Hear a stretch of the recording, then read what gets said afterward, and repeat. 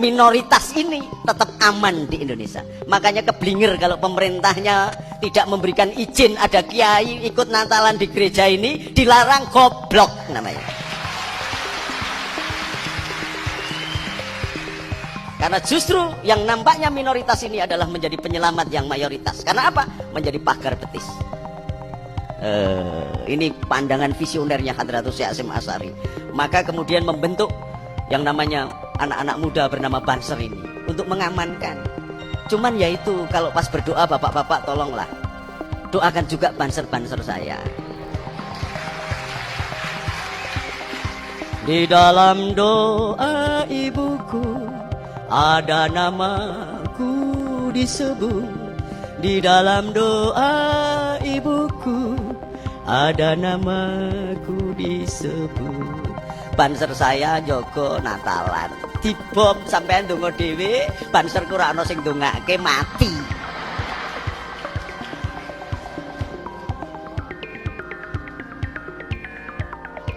Lho nek Satpol PP apa Hansip apa ngono, njaga ngono dikai amplop, nek banser ngono ki ora amplopan, mulo gering-gering banser ya to.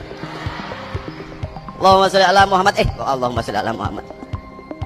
Maka sudahlah yang sudah-sudah, kita perlu menanamkan damai. Ar-Rahman itu menjadi kasih. Ar-Rahman itu ditiupkan roh Allah di dalam diri kita yang bersifat Ar-Rahman. Maka ketika engkau ingin menyatu dengan Bapakku, kata Isa, aku adalah jalan kebenaran hidup, yang barang siapa menuju kepada Bapakku melalui aku. Maka kalau aku itu adalah Ar-Rahman, kasih, maka ketika engkau datang kepada orang-orang yang miskin, yang kelaparan, dan engkau membawa sepincuk nasi, ketika engkau mendatangi orang yang kedinginan karena banjir bencana dengan selimut, ketika engkau menziarahi orang-orang di penjara atau yang sedang sakit, maka sesungguhnya engkau menziarahi aku, memberi makan aku, dan memberi minum.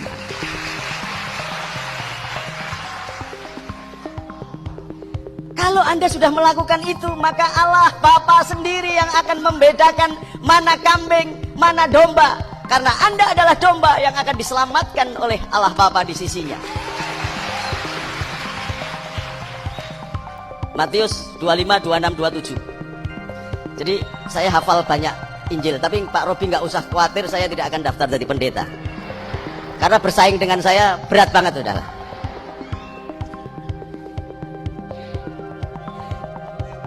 Gus Dur meneruskan Hadratus Syekh Hasyim Asy'ari.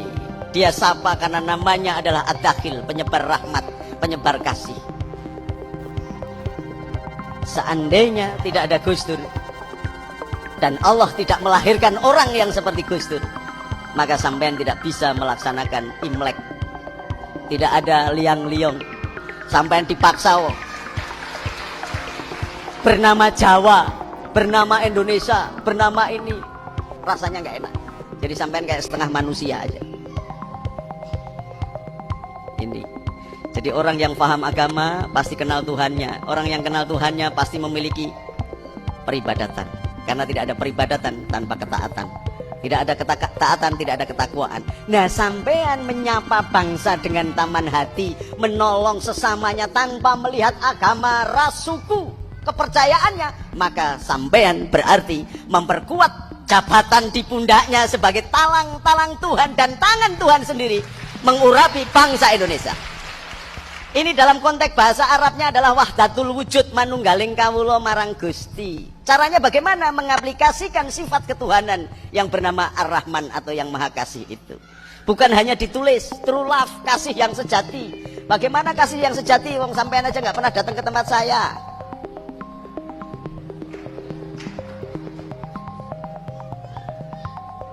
Ayo, apa bukan dengan tidak resiko ini saya? Saya kemarin masih di Jakarta, terbang ke Surabaya. Mau ceramah di sini harus izin Sunan Ampel dulu, jam 1.30 malam saya ziarah ke Sunan Ampel. Karena apa? Saya mau menceramai orang-orang Kristen yang keturunannya Tan Boliang. Sekarang menjadi pendeta Robi, itu kan Cinotoro. Coba bayangkan, kalau yang ngomong bukan saya, marah nggak Pak Robi? Kenapa saya ngomong sampean malah ketawa? Karena ada Tuhan di sini.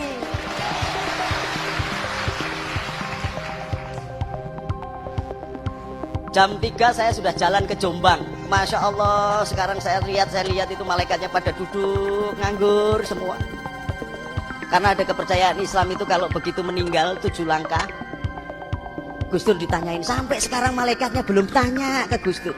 Karena apa? Pagi jam 2 ada yang nunggoni, jam 3 ada yang nunggoni, jam 12 ada yang nunggoni. Sudah 4 tahun malaikatnya duduk aja tak tanya, Kat gimana Kat kabarnya? Wah males saya Gus, kalau sampean bisa minum jamu pegelinu lah, malaikat kan nggak minum gitu. Karena apa? Karena dia tidak membedakan engkau beragama apa, bersuku bangsa apa. Karena apa? Perilaku Gus Dur Qur'ani. Dia berpegang pada ya ayuhan nas. Tadi Pak Tri, Pendeta Tri tadi dinasihati oleh Habib Ahmad. Ya ayuhan nas inna khalaqnakum min dzakari wa unsa wa ja'alnakum su'uban wa qabaila lita'arafu. Wahai manusia, aku jadikan kalian dari laki-laki dan perempuan, kemudian menjadi bersuku-suku, berbangsa-bangsa, dan harus melakukan ta'aruf, saling kenal, saling silaturahmi.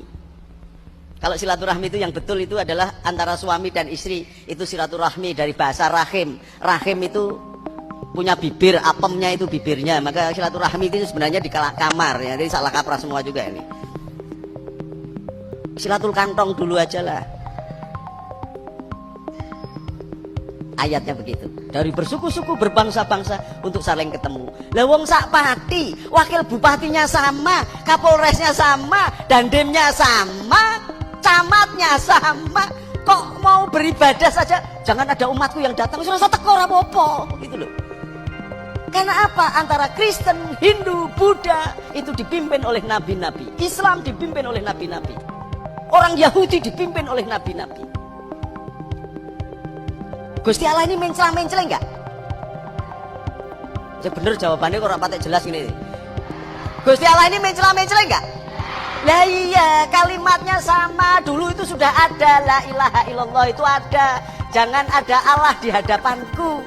Kemudian karena mudeng-mudeng ganti nabi sampai 319.000 nabi sampai kepada Musa. Musa disuruh naik ke gunung Tursina. Di situ dididik kursus kilat oleh Allah selama 40 hari, medon-medon bawa Lot yang bertuliskan The Ten Commandment. Satu ayat yang pertama adalah jangan ada Allah di hadapanku. Jangan ada Allah lain di hadapanku. Itu nek bahasa Indonesia. Bahasa Arab la ilaha illallah. Loh sampai ini Kristen kok mau la ilaha illallah? Ini karena orang-orang rumangsane iki bahasa kuwi ya duwe agama gitu loh. Padahal sampean ndeloki caranya ceramah orang-orang pendeta-pendeta Syria bahasa Arab. Enggak ada puji Tuhan gitu, enggak ada. Alhamdulillah gitu. Lo ngertinya bahasa Arab. Di Arab itu anak kecil-kecil umur 3 tahun itu lo bisa bahasa Arab. Lo bener itu. Ini ceramahnya masih panjang apa sudah habis? Lo teruslah awakmu to, Nduk. Iki sing duwe acara iki sapa iki? Jadi 10 perintah Allah atau The Ten Commandment kepada Musa dibukukan dalam Lot itu adalah la ilaha illallah. Jangan ada Allah lain di hadapanku. Kemudian baru hormati orang tuamu. Kemudian baru jangan berzina. Lah sampean disuruh jangan berzina karena setiap organ mata itu, organ tubuh itu melakukan zinanya sendiri-sendiri. Sampean sering zina mata. Malah milih presidennya Pak SBY gara-gara ganteng, zina itu. Ya jadinya begini.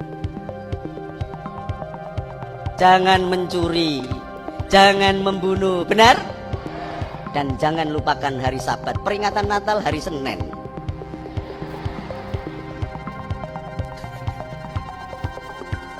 Loh iya apa enggak? Hari Sabat itu hari apa sih? Hari Sabtu, sampai ibadahnya hari Minggu.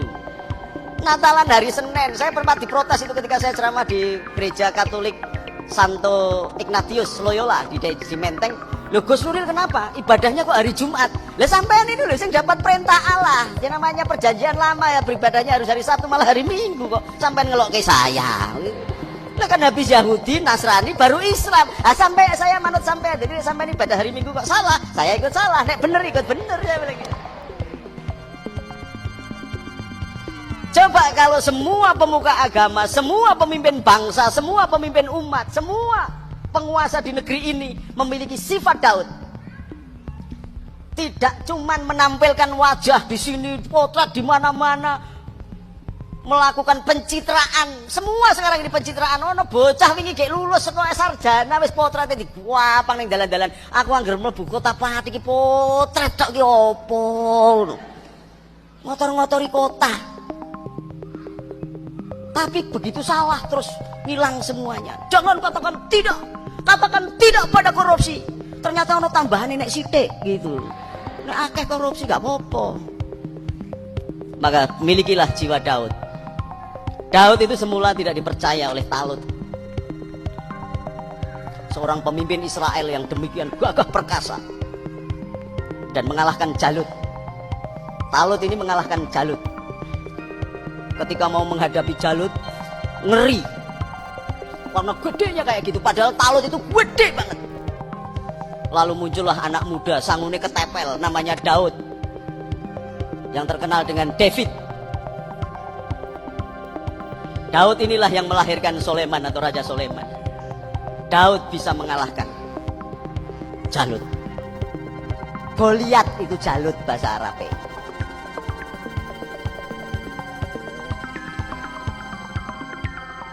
Tetapi karena David ini cilik tapi watos badannya kayak Pak Edi gitu, kayak Pak Budi gitu. Jadi nggak begitu gede tapi watos. Senengannya kawin, weh. Bojone sudah 999 melihat panglimanya punya istri cantik, dicintai juga. Panglimanya disuruh perang, bojone dipek gitu loh. Maka ada hukuman di situ. Tetapi dia kemudian mengaku bahwa dirinya tidak sempurna karena dia kembali lagi dinasihati oleh sahabatnya Yosua. Maka dia kembali lagi kepada Allah. Sampean ada nggak keberanian untuk kembali kepada Allah? Kalau Yesus itu serbannya adalah derita, jubahnya adalah sengsara. Ini kan saya sama Yesus kan hampir sama. Cuman bedanya Yesus itu serbannya pakai duri, kalau saya pakai ini. Sebab kalau pakai duri saya nggak gemblengan kayak Yesus. Gondrong juga, loh kok sampean pengikut Yesus ora ono sing gondrong, rontos kabeh. Padahal Yesus itu disuruh cukur oleh Allah malah milih potret. Makanya tidak ada nabi di dunia ini yang ada potretnya kecuali Yesus. Karena disuruh cukur sama Allah malah potret, duitnya buat potret. Daud memberikan contoh dan mengaku salah. Ini yang tidak dimiliki oleh bangsa seluruh dunia.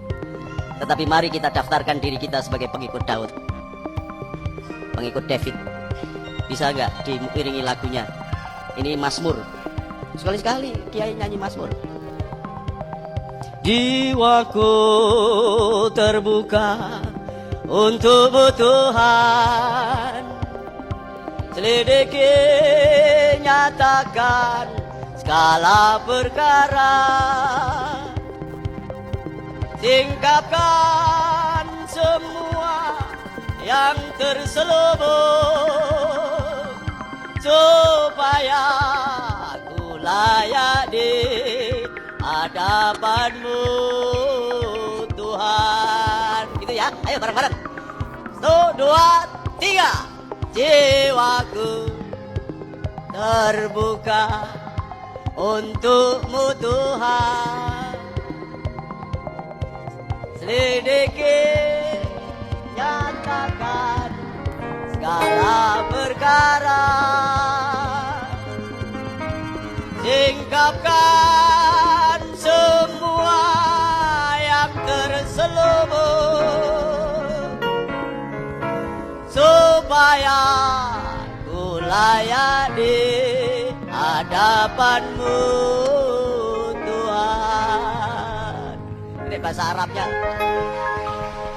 Amin tada kuriji ronin bede salami majas tadam anjaro min muklatil dome. Udah segini aja. Kalau tak teruskan sampai terpesona malahan.